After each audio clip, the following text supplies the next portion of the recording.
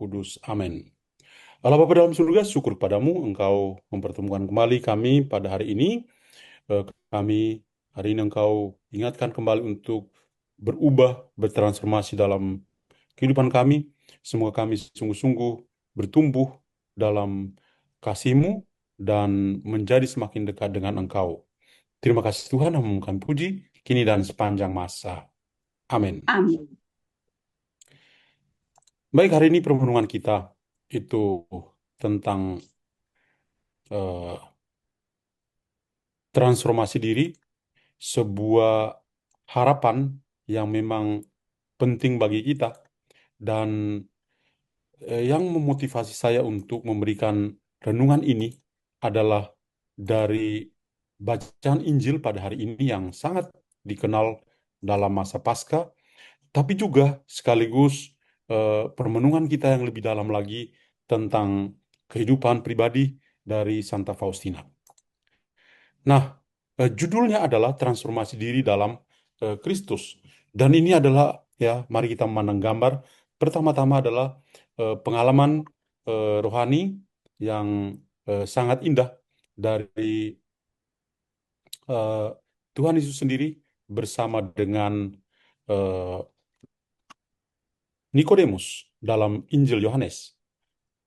Dan hal yang menarik perhatian kita, sebentar ya, sorry saya, eh, oke, sebentar ada kesalahan teknis sedikit. Iya, hal yang menarik perhatian kita adalah bahwa Nikodemus seorang eh, tua di dalam agama Yahudi. Dia datang malam-malam bertemu dengan Yesus dan mereka dua coba berdialog satu sama lain. Lihatlah, gambar ini memang sangat mengesankan. Yesus dan Nikodemus, seorang yang sudah tua, tapi datang untuk counseling atau eh, ya meminta eh, nasihat-nasihat tertentu dari Tuhan Yesus, dan Tuhan Yesus coba untuk mengarahkan dia bagaimana bisa menjadi pribadi yang layak untuk melihat atau masuk dalam kerajaan surga. Dan dalam perbincangan itu memang menarik perhatian. Nikodemus seorang yang mengerti kitab Perjanjian Lama, Taurat dan lain sebagainya, tapi eh, tidaklah masuk sampai sedalam-dalamnya. Ketika Tuhan Yesus mengatakan sesuatu tentang hidup baru di dalam dirinya sebagai Kristus, ternyata menjadi sulit bagi dia untuk menangkapnya. Maka Tuhan Yesus selalu meluruskan cara dia berpikir supaya bisa menerima Yesus dan menerima kerajaan Allah dalam kehidupan. Maka di sini ada dua hal yang eh, menarik perhatian kita dalam perjumpaan antara Yesus dan Nikodemus ini. Pertama adalah dari banyak hal yang mereka bicarakan, satu hal yang menarik adalah tentang kelahiran baru secara rohani. Tuhan Yesus menghendaki supaya dalam perjumpaan yang gelap, ya, karena perjumpaan antara Yesus dan Nikodemus itu pada malam hari, kegelapan itu menandakan bagaimana situasi secara umum manusia yang hidup dalam kegelapan di hadapan Yesus yang adalah terang dunia. Maka di sini memang ada gambar, ada lilin ini, tapi sosok dua orang yang sedang berdialog ini ya mengisyaratkan hal yang pertama adalah kelahiran baru secara rohani. Dilahirkan kembali melalui air dan Roh Kudus supaya bisa masuk dalam kerajaan surga. Kalau kita melihat makna dari air di dalam teologi kitab suci, air itu selalu merujuk pada kehidupan baru. Ya, kalau air kita pakai untuk menyiram tanaman, tanaman akan bertumbuh. Ya, benih-benih bisa bertumbuh. Di sana ada kehidupan baru.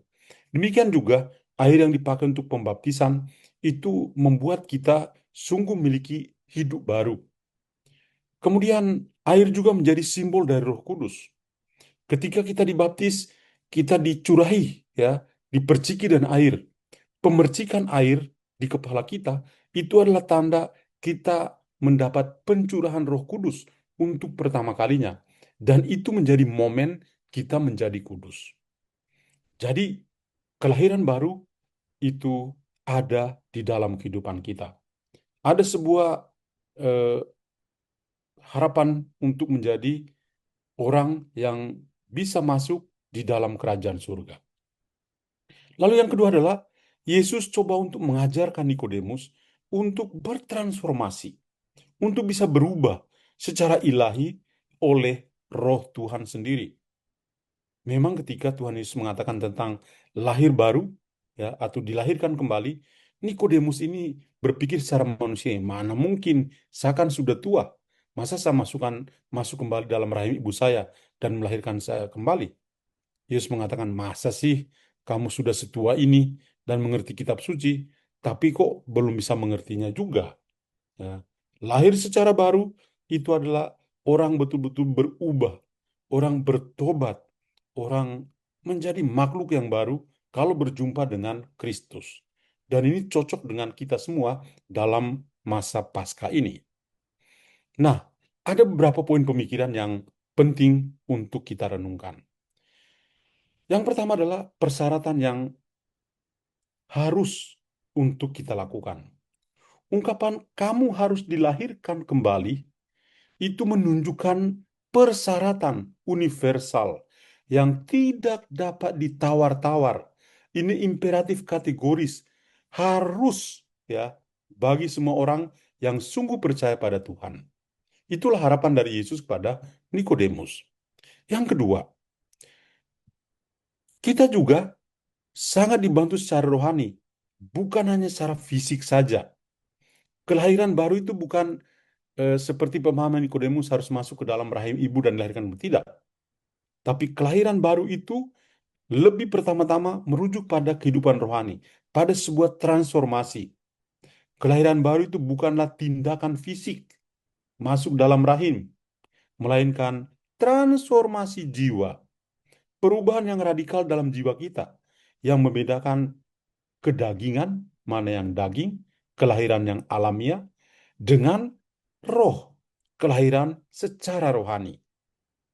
Maka orang tidak hanya lahir secara kedagingan, daging, ya, seperti kita ketika lahir ke dunia ini, tapi orang juga harus lahir dalam roh, kelahiran rohaninya. Yang ketiga, karya Roh Kudus. Roh itu bekerja dengan cara yang misterius, yang tersembunyi, yang kita tidak sadari. Mirip dengan angin, ruah Elohim atau pneuma. Ini membawa kehidupan kemana ia kehendaki, apa yang Tuhan kehendaki. Dan itu bisa menyebabkan perubahan atau transformasi yang terlihat dalam dampaknya. Meskipun proses itu tidak kelihatan. Kita tidak melihat angin, tapi kita bisa merasakannya. Proses perubahan dalam kehidupan kita, transformasi kehidupan kita, itu harus kelihatan, nampak dalam tingkah laku kita. Yang berikut, masuk ke dalam kerajaan Allah. Dalam teks Injil, di Injil Yohanes yang menjadi pokok permenungan kita ini, ya, kita semua diingatkan untuk masuk ke dalam kerajaan Allah. Kelahiran baru ini akan memampukan kita atau menjadi titik awal bagi kehidupan setiap orang supaya bisa masuk ke dalam kerajaan Allah. Hal lain yang juga menarik untuk kita simak bersama adalah kita menjadi ciptaan yang baru. Kehidupan yang lama, hidup kita yang lama, itu penuh dengan dosa. Diganti dengan hidup yang baru yang identik dengan kehidupan Kristus sendiri. Di dalam Kristus itu menjadikan kita menjadi ciptaan yang baru. Seperti yang diungkapkan oleh Santo Paulus juga. Jadi ini benar-benar dialog penuh persaudaraan antara Yesus dan Nikodemus ini yang sangat mendalam. Hal yang lain misalnya karya Roh Kudus. Ini bukanlah tindakan fisik semata seperti yang saya katakan. Tapi ini adalah rencana dari Tuhan. Roh Allah itu turut bekerja dalam kehidupan. Transformasi juga merujuk pada pertobatan dan juga pada iman kita. Dan kita akan bertumbuh sungguh-sungguh menjadi anak Allah. Nah, dari teks Injil dan juga pemahaman kita tentang transformasi ini, bagaimana dengan pengalaman rohani dari Santa Faustina? Kalau kita membaca buku harian Santa Faustina atau diary dari Santa Faustina, ya, kita menemukan bahwa ada kerahiman Allah yang luar biasa di dalam jiwa, di dalam hati Santa Faustina. Dan dia juga mengakui bahwa ada banyak hal yang indah yang dia catat mengenai transformasi diri yang berfokus pada persatuan antar jiwa dengan Tuhan sendiri. Dan ada perjuangan untuk bisa melawan kelemahan-kelemahan kedagingan atau kelemahan manusiawi. Dan bagaimana bisa bertumbuh sebagai pribadi yang memiliki hati yang kudus atau hati yang suci melalui kerahiman dari Allah sendiri. Nah, ada banyak sekali nomor tentu saja. Tapi saya mencatat di sini, ya, ada catatan penting yang menyoroti keinginannya untuk bisa diubah menjadi serupa dengan Yesus. Ini terutama kalau kita membaca doa yang cukup panjang dari Santa Faustina dalam buku harian Santa Faustina nomor 163. Ya, itu dia berdoa dan memohon supaya Tuhan Yesus mentransformasi, mengubah dirinya untuk bisa menjadi serupa dengan Dia. Ya, dan tentu saja ada transformasi yang sangat dalam secara pribadi yang dia bisa alami, tapi juga dia bisa merasakan transubstansi ini dalam peristiwa Ekaristi. Tidak hanya melihat Yesus, melihat hosti saja atau anggur saja, tapi hosti dan anggur yang menjadi tubuh dan darah Kristus sendiri. Ada juga nomor-nomor yang lain. Di sini tertampilkan ada nomor 1289, 908 yang berisi doa untuk transformasi menjadi persembahan hidup, berubah menjadi persembahan hidup untuk Tuhan. Ini ada di kedua nomor ini. Atau nomor yang lain seperti 495, di mana ada permohonan doa dari Faustina untuk penguatan rohani di dalam dirinya. Tapi hal yang paling penting adalah bahwa di dalam nomor 163 ini, Santa Faustina mau mengharapkan bantuan dari Tuhan supaya Tuhan mengubah dia, mentransformasi dia untuk bisa menjadi serupa dengan Tuhan sendiri. Ada beberapa pesan penting ya yang bisa kita tangkap dari nomor 163 ini. Yang pertama adalah doa untuk bisa memiliki hati yang penuh belas kasih. Ini memang sangat bagus. Kemudian ada 3 tingkat belas kasih. Ya, Santa Faustina itu menguraikannya. Ya, banyak ada cara-cara untuk menunjukkan belas kasih melalui tindakan atau perbuatan, melalui perkataan, dan juga melalui doa. Jadi ini 3 tingkat yang bisa dilewati dalam kehidupan. Juga hal lain menyangkut cinta dan pengorbanan diri yang aktif. Ini juga spiritnya kita temukan dalam buku harian Santa Faustina nomor 163. Dan tentu saja transformasi menjadi serupa dengan Kristus sendiri. Maka kita sebagai anak-anak Tuhan, apalagi dalam masa prapaskah ini, kita memang perlu untuk mentransformasi, untuk berubah di dalam kehidupan kita. Make time for yourself, make changes. Ada perubahan yang radikal di dalam kehidupan kita.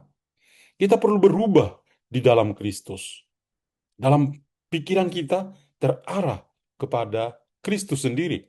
Itu yang perlu diharapkan seperti yang didoakan oleh Santa Faustina dalam buku harian Santa Faustina nomor 163. Dan tentu saja kita selalu berusaha untuk bisa bertransformasi, menjadi semakin serupa dengan Kristus sendiri.